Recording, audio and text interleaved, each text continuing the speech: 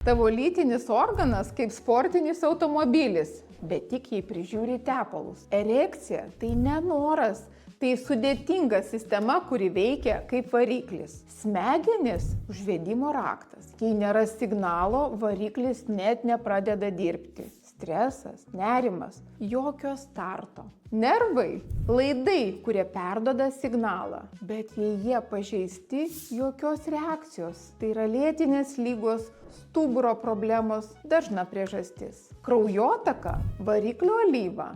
Varpos cilindrai turi prisipildyti krauju ir jį užlaikyti.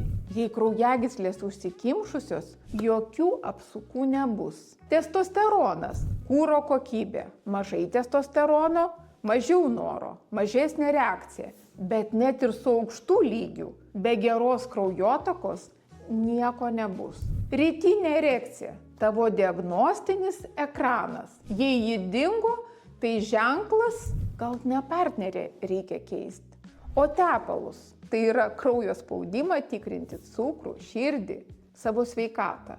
Jei variklis nebeužsiveda, pirmiausia, tikrink kraujagyslės, ne žvakę. Mano profilis vyrams, kurie nebijo sužinoti tiesos apie savo erekciją. Sek, nes netrukus išbandysi tai, ko dar Lietuvoje nebuvo.